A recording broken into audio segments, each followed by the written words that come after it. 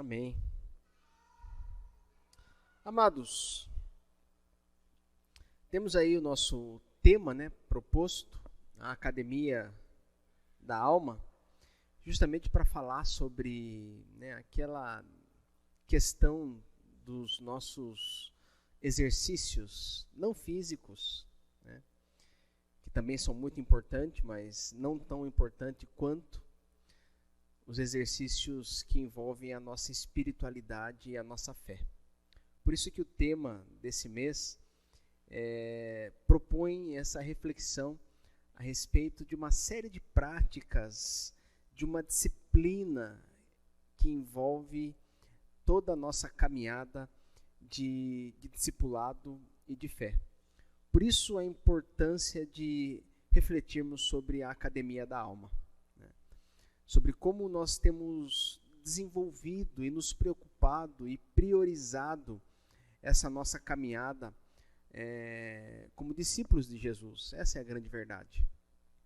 Porque muito facilmente, em todas as áreas da vida, nós temos uma tendência a desenvolver aquele comportamento que é comumente chamado de levar com a barriga. Não sei se já ouviram essa expressão. O fulano está levando com a barriga, está empurrando de qualquer jeito.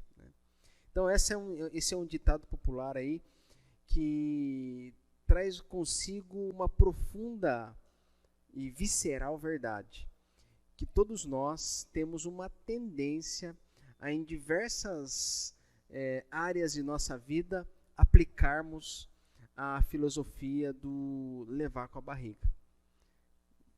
Sempre quando a coisa começa a sair daquela zona de prazer, daquela zona de lúdica, de brincadeira, e passa a requerer de nós algo um pouco mais comprometido e que nos leve a ter um pouco mais de trabalho, a gente meio que cai na zona do levar com a barriga. Eu estou tentando achar uma outra forma de dizer isso, mas basicamente é isso.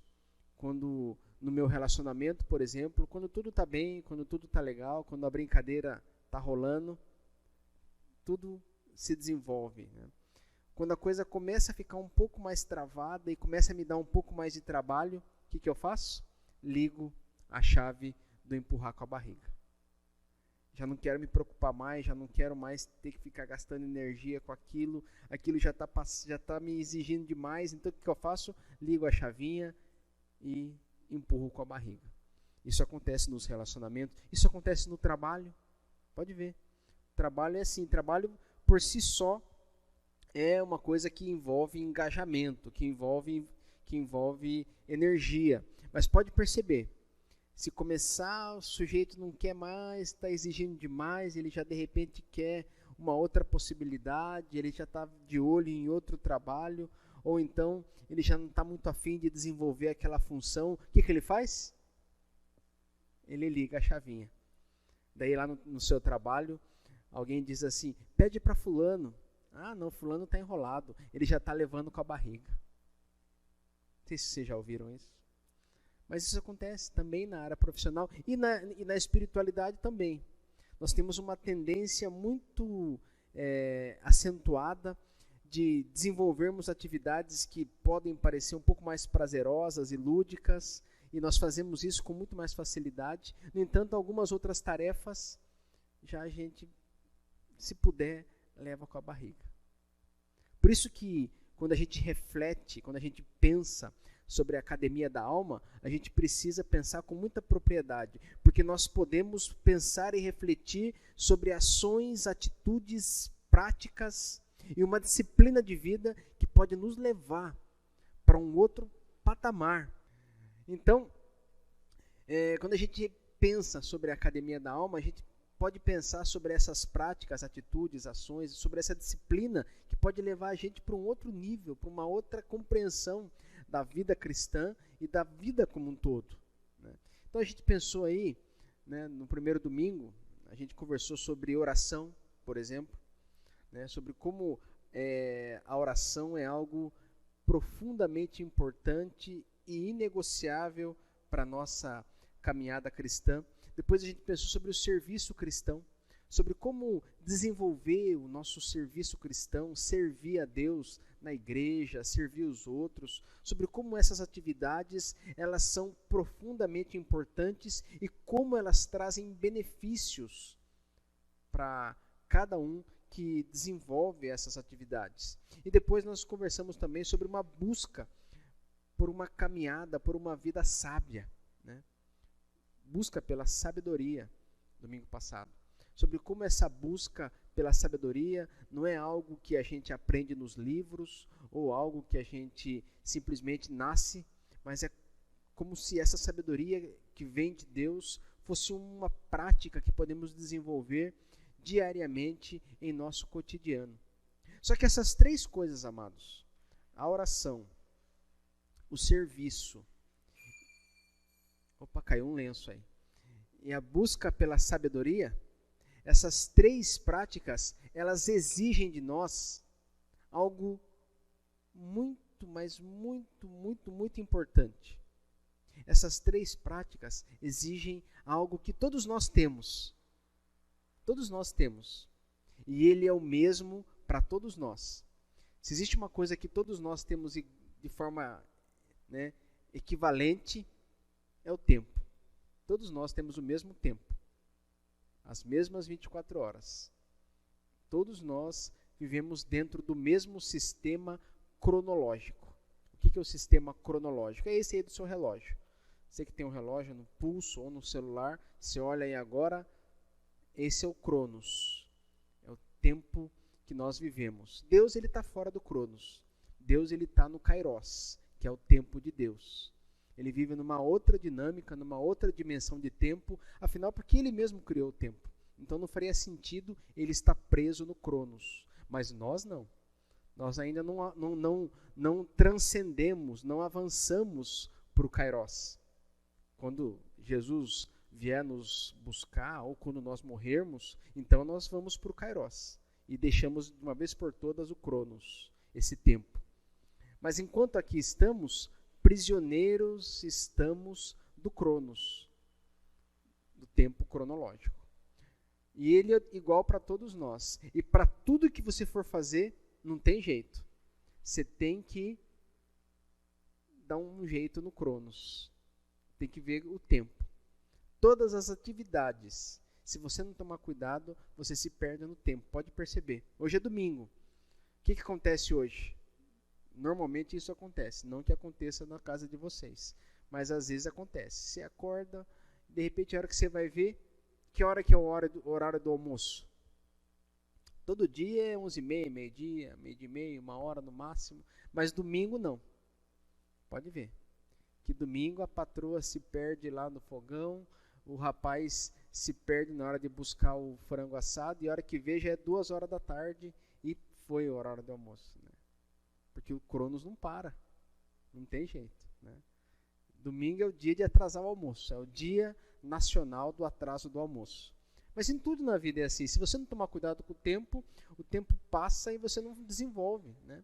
É a mesma coisa de outras atividades, né? Que a gente acaba, às vezes, eu vou lá fazer isso, vou fazer aquilo, tal, e de repente quando o tempo passa e a semana chega e alguém pergunta para você, e aí, você fez aquilo? Qual é a resposta? Puxa vida, bem que eu queria, mas não tive tempo. Não deu tempo. Não deu tempo. Eu procuro sempre ser sincero com essas coisas, sabe? Às vezes a pessoa pergunta para mim, fulano, você não fez isso? O que aconteceu? A primeira reflexão que eu faço naquela fração de segundos é, não tive tempo. Mas depois eu penso, não, é mentira. Eu tive tempo, mas é que talvez eu não tenha priorizado. Então, às vezes, quando a pessoa me pergunta sobre alguma atividade que eu deveria ter feito e não fiz, ao invés de dizer que não tive tempo, às vezes eu procuro ser sincero e digo, esqueci. Porque eu esqueci mesmo. Eu tive tempo, é que eu esqueci. Ou então, eu digo, puxa, olha, eu não quis, não deu para fazer porque eu não quis. não quis fazer isso. Mas a gente sempre usa o tempo como, né, um escape meio que universal para aquilo que a gente não quer fazer ou para aquilo que a gente não prioriza.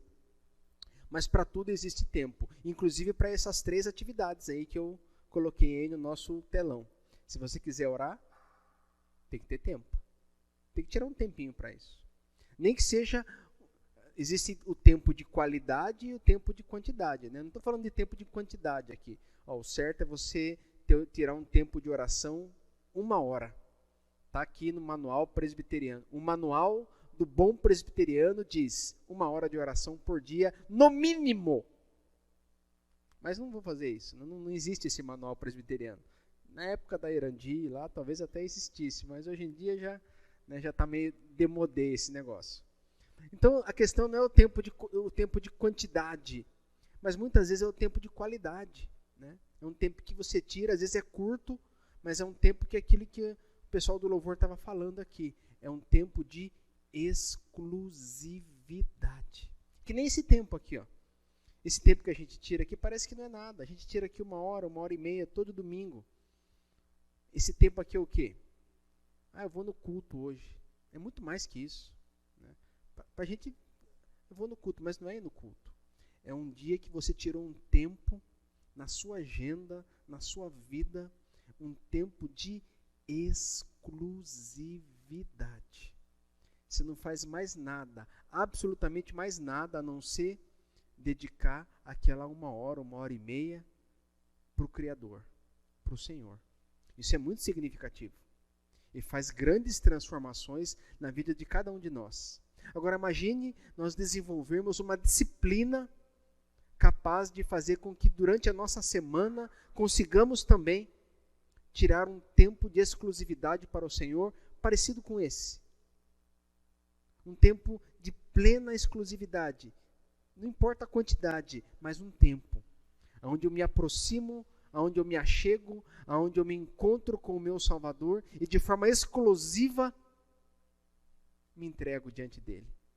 Isso pode ser grande, pode ser poderoso e profundamente transformador, e eu desafio você a fazer isso. E depois contar para mim as transformações que essa prática trouxe para a sua existência. Porque ninguém fica o mesmo depois de se encontrar todos os dias de forma exclusiva com o Criador. Todos nós somos transformados, e isso tem acontecido ao longo da história. Todas as pessoas que fizeram isso foram profundamente impactadas, transformadas, mudadas, lapidadas. E essa prática pode ser retumbante em nossa existência. Porém, tem essa questão do tempo, da pressa, né? Quando eu falo isso, a primeira coisa que você fala é: puxa, pastor, mas com essa vida corrida, né? É uma correria danada, pastor. Você nem imagina. Eu tenho que correr para lá, eu tenho que correr para cá, eu tenho que levar as crianças na escola, eu tenho que buscar as crianças na escola, eu não posso perder o Vale a Pena Ver de Novo. Nossa, tá tão legal, né? Eu não posso... E outra, é difícil, eu tenho que todos os dias atualizar as minhas redes sociais, dá trabalho isso, poxa. Tem que colocar ali as fotos, os status, fica pensando ali nas minhas postagens, no negócio que vai viralizar, quantas curtidas eu vou receber com aquilo. Então, dá muito trabalho isso. Isso dá muito trabalho. Então, para eu fazer isso, eu preciso de tempo e correria. É muita correria. Eu tenho que fazer um monte de coisa. Então, é uma pressa danada. É muita pressa. Pode perceber que todo mundo também na pressa hoje, né? Às vezes você chega para alguém: e como é que você está? Nossa, correria, cara. Uma correria. A correria meio que virou um mantra, né? Todo mundo fala isso hoje. Né? É muito engraçado. A gente vai, às vezes, em congresso de pastores, né? A gente vai em congresso de pastores, aquele monte de pastorada lá.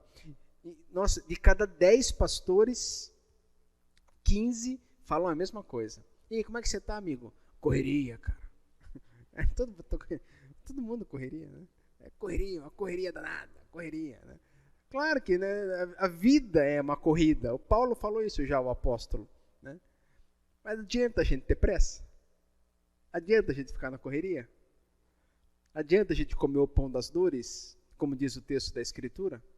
Adianta a gente se levantar de madrugada?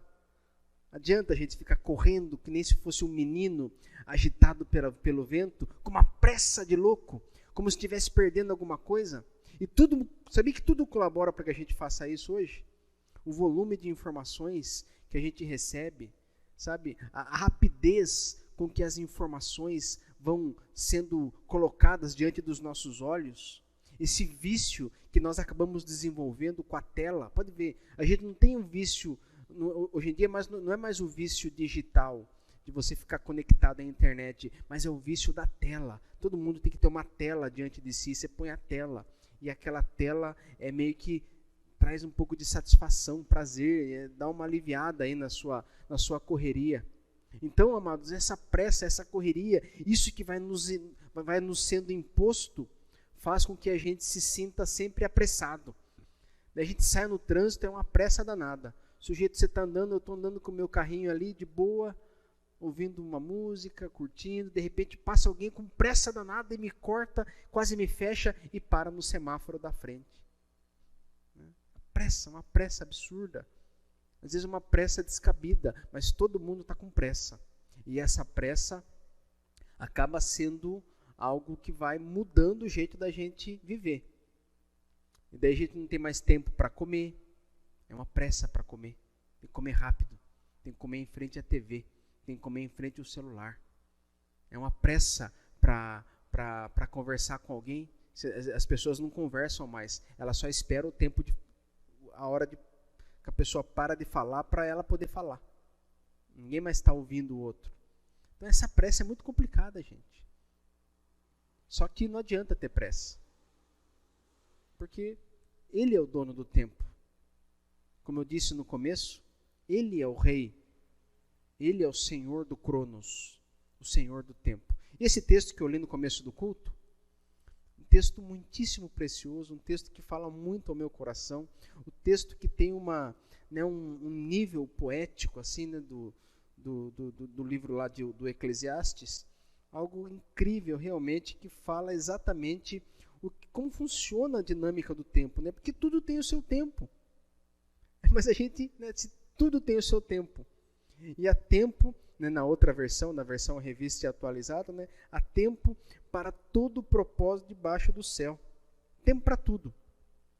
Há tempo de nascer, de morrer, de chorar, de rir, de abraçar, de parar de abraçar, de amar, de brigar, de guerra, de paz. Há tempo para tudo. Se tudo tem o seu tempo, então por que eu vivo com pressa? Se tudo tem o seu tempo, por que parece que falta tempo para as coisas mais importantes?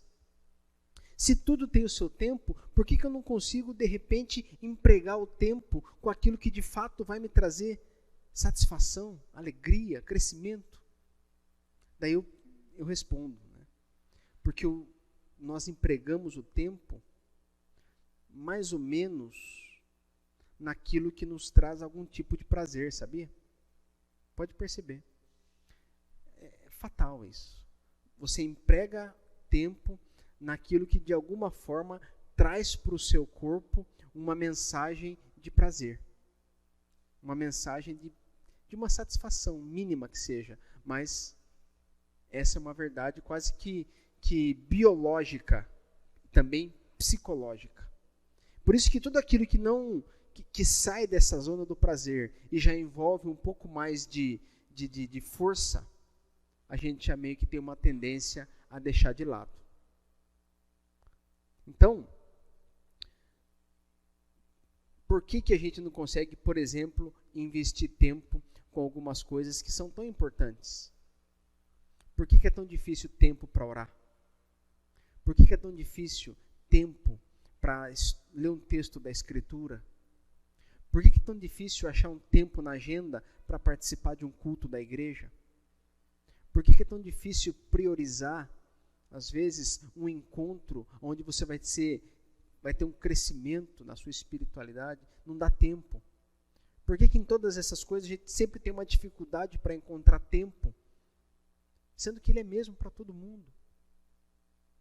Por que de repente eu não consigo tirar um tempo para ter um momento de qualidade com algumas pessoas que eu sei que vão me trazer um crescimento como ser humano. Portanto, amados, sabe o que acontece? A gente está errando o alvo. E eu me coloco nisso também. Porque a gente está querendo saciar a nossa necessidade de prazer, de cuidado, de amparo, a nossa necessidade de se sentir amado, a nossa necessidade de se sentir pleno com outras coisas, com outras dinâmicas. Não sei se já aconteceu com você, de você levantar de manhã e não dá tempo de você comer o seu café da manhã. Eu não sei, cada um tem um tipo de café da manhã, né? De repente você chega lá, né, eu gosto de comer isso, eu gosto de comer aquilo, e daí você não comeu nada, e saiu porque estava atrasadérrimo, e saiu, vazado. Chegou na hora do almoço, não deu tempo de parar também. Aquela correria e tal, uma pressa, não deu tempo de parar. A hora que você conseguiu parar, era 5 horas da tarde. Onde que estava o estômago? Nas costas já, né? Já tinha passado, estava até com dor de cabeça já. Tem gente que não come e fica com dor de cabeça, né? Eu mesmo, um dos meus maiores medos, né, assim como marido, é ver a minha esposa com fome, né? Porque a fome, né, às vezes deixa a pessoa meio violenta. Então, né, quando eu vejo que está com fome, eu já, tudo bem, você quer um lanchinho, você quer você quer que eu vá buscar alguma coisa? Porque a fome é algo que algumas pessoas ficam violentas com a fome, né? Então, a fome, e daí você está com aquela fome, 5 horas da tarde, o que você quer comer? Algo que seja, né, salgado, né? Algo, um frango desfiado, um lanche natural de frango, uma almôndega, alguma coisa que tem, sabe aquela sustância? Aquela coisa que você olha e isso é gordice. Né? Aquela coisa que você olha e você fala, não, isso aqui vai dar uma forrada legal. Não é? Você quer comer um negócio que seja punk, dê aquele peso no estômago. Só que da hora que você chega, eu preparei um negócio especial aqui para você, uma tortinha de limão. É comida, é gostoso. Todo mundo gosta de torta de limão, né? Quase todo mundo, né? Aquele mousse delicioso e tal. Mas vai saciar? Com a fome que você está. Você até, excelente. Tudo que eu precisava era... Você tapa o buraquinho do dente. O que acontece? Você comeu? Comeu. Saciou? Não. Mas você comeu. Se alguém te perguntar, e aí, comeu alguma coisa? O que você vai dizer? Comi, mas... Não comi, né? Comi. Mas não foi assim aquela refeição, né?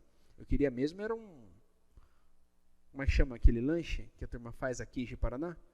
É o X o que mesmo? Não, os caras chamam de outro nome aqui. Isso, a Fabiana manja aí dos lanches. É o baguncinha. Não, o X baguncinha aí, o X bagunção. Baguncinha é pra, né, bagunção já é mais... Em São Paulo é X tudo, mas aqui é X bagunça. Né? Você queria um X bagunça. Bacon, ovo, hambúrguer, maionese, alface, tomate, ervilha, pão, ketchup, mostarda. Nossa, queria tudo. E até uma Coca-Cola. Lá em Joinville, a turma colocava até... Era incrível, eu não sei porque que tinha... Lá em Joinville, você chegava, me dá um misto quente aí. Sabe o que é misto quente, né? Que é só aquele presunto e queijo. Um lanchinho miserável. Só vem isso. É pão, presunto e queijo. Até no misto quente, os caras me colocavam coração de frango. Era um negócio bizarro, bicho. Nos primeiros lanches que a gente comeu lá, você mordia o negócio e saía com um coração de frango na boca. Era tão desagradável, daí você tinha que pedir, viu, moço, sem coração, por favor. Em tudo a turma punha, era coração de frango e aquele, como chama, né? Picles. Tudo colocava isso lá. Você chegava no lugar, a gente tinha que pedir para tirar. Então, quando você quer comer um X bagunça mas te oferecem uma tortinha de que eu falei mesmo? De limão. Você comeu? Comeu, mas não está saciado. Então, quando chega no fim do dia e você está cansado, fez um monte de coisa, mas parece que está insatisfeito. Sabe por quê? Porque faltou um contato, faltou uma comunhão especial com o Criador. É nele que a gente encontra a verdadeira satisfação. Às vezes, a gente fica tão prisioneiro de sentir prazer em outras realidades, sentir prazer através de outras atividades mais diversas. Pode colocar o que você quiser aí, desde o álcool até outras drogas, desde um relacionamento abusivo até outras realidades. Toda dinâmica de busca humana por uma sensação de prazer passa pela falta de encontrar o prazer na fonte, que é uma conexão com o Criador do universo. Como já dizia aquela velha música daquele cantor da década de 80, 90, o Brother Simeon. Alguém lembra do Brother Simeon?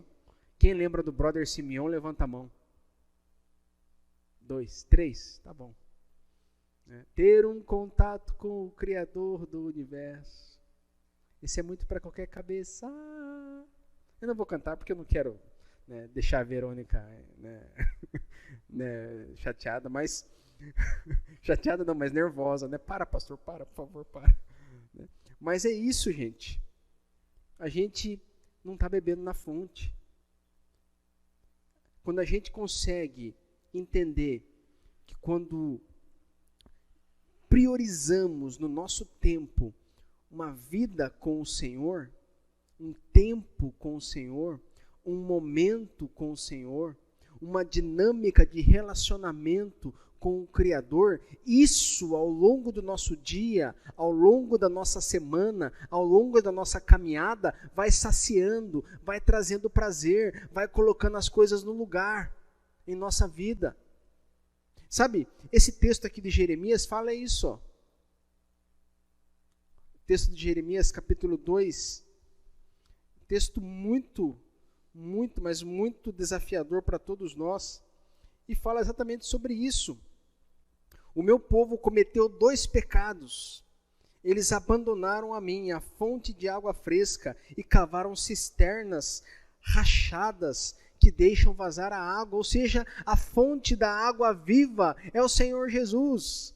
A fonte da água, da satisfação, da alegria, da plenitude, da vida abundante é o Senhor Jesus. É nele que eu encontro o verdadeiro prazer, é nele que eu encontro verdadeira satisfação, é nele que eu encontro as respostas mais profundas que eu preciso para a minha alma. É nele que definitivamente eu vou conseguir alinhar, aprumar a caminhada da minha existência. Ele é o alfa e o ômega, o princípio e o fim.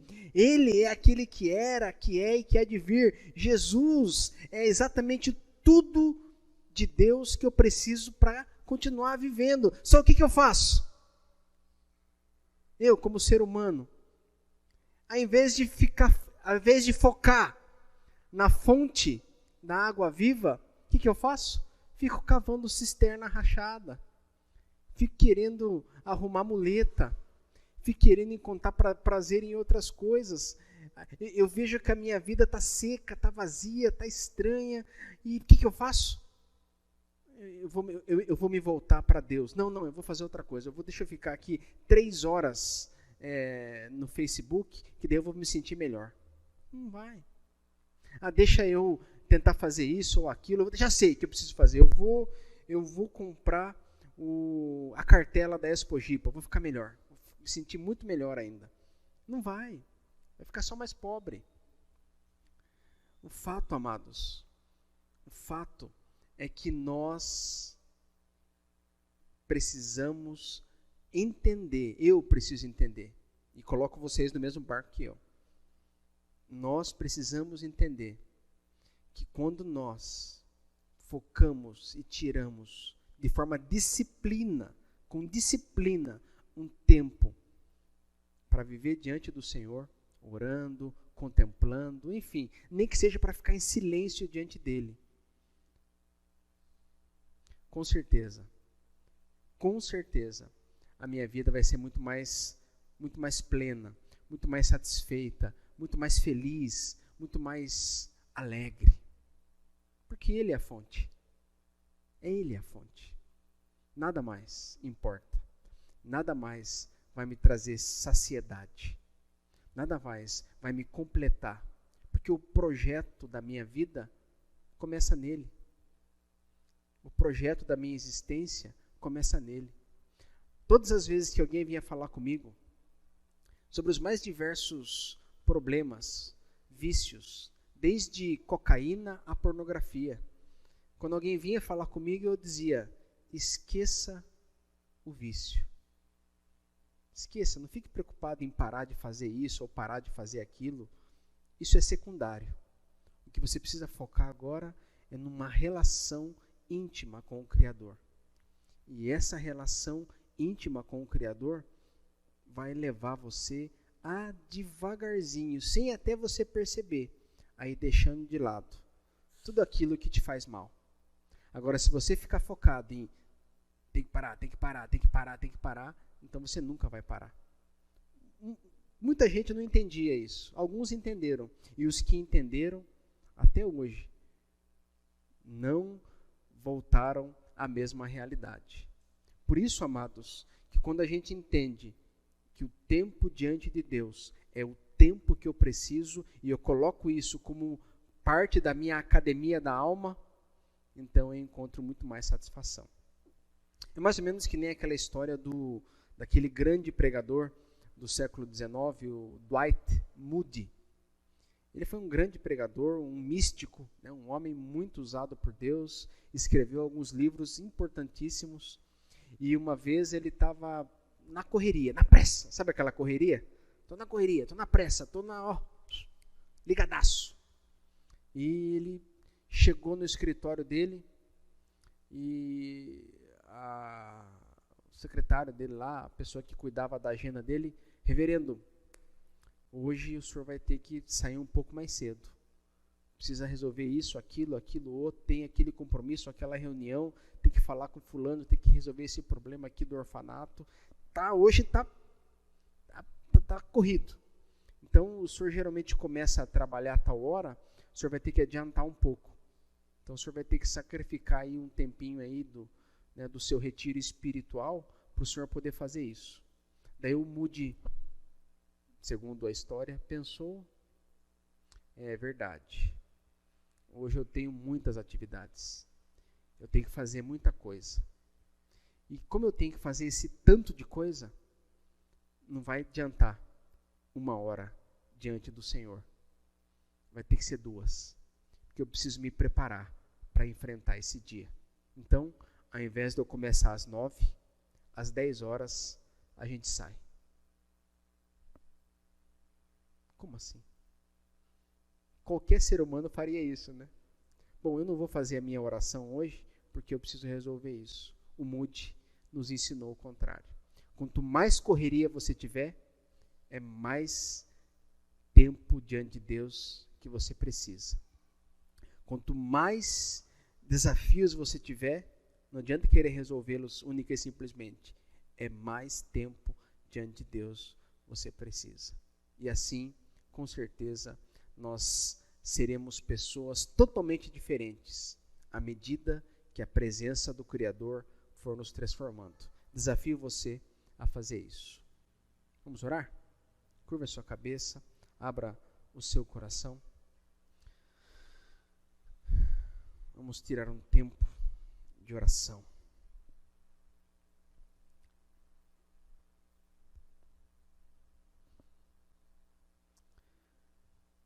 Pai,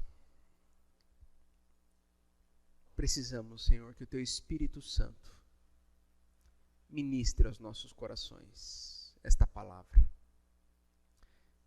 Não queremos ser apenas pessoas que de forma religiosa desenvolvem as suas tarefas espirituais. Não. Mas acima de tudo, Pai, queremos desenvolver um relacionamento contigo. Faz isso em nós, Pai, porque nós precisamos.